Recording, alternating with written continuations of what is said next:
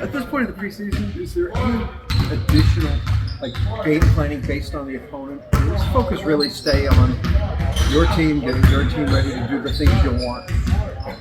No, I think we are starting to plan a little bit more. The first 2 games, we didn't show any film on the opponent. We wanted to focus on our stuff and the little things we're adding here and there. But now we're starting to get into the more of the routine. We do a full shoot around with personnel and all that. And so we'll start to mix in what we're going to get our basic routine during the season. So a little bit of additions here and there, and the benefit of playing San Antonio twice is that we get to look over some games and make adjustments as well. So we are getting the personnel a little bit more. Yeah, it sounds like you almost answered what I had for a second question, but it sounds like it's not as much about beating San Antonio in any of these games as preparing how to prepare.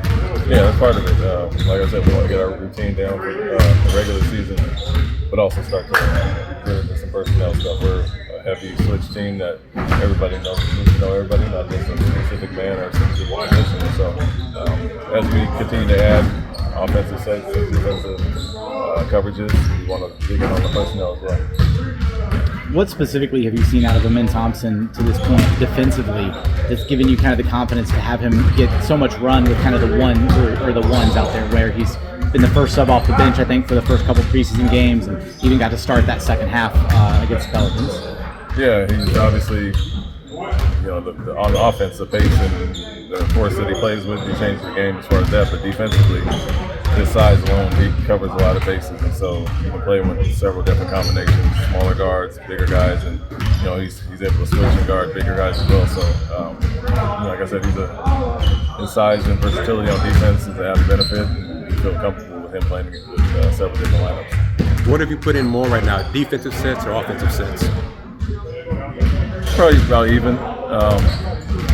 We added some offensive things today. We want to sprinkle in some new things every game, but defensively we're starting to ramp up some coverages and schemes as well. So I would say it's close to even, probably a little bit more offense.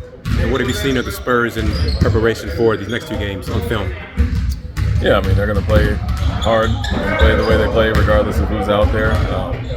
Obviously you got Wembanyama, who's a unique talent, and so what he's done has stood out already. Obviously, freak of nature as far as some of the things he can do. So, I know Pop well, and he's not going to skip any steps. He's going to build these guys up, ground up basically, and whether it's veterans out there, young guys, they're going to play a certain way. And so, more of what I already know from the Spurs. Does Wembanyama remind you of anyone? See the skill set? I mean, he has a skill set of a Durant guy, a guy like that at that size, which is obviously unique, but I haven't seen anybody that big obviously move like he does and play like he does. More perimeter based for now until he probably gets stronger, but obviously unique skill set. Thank you. Everybody go today? Except Jalen. What's the toenail problem. They're good for tomorrow? No, he's out. He's out tomorrow? Yes. Anybody else out for tomorrow? I'll sit some guys, but it's just out for balancing our roster and precaution more than anything. It's no injuries.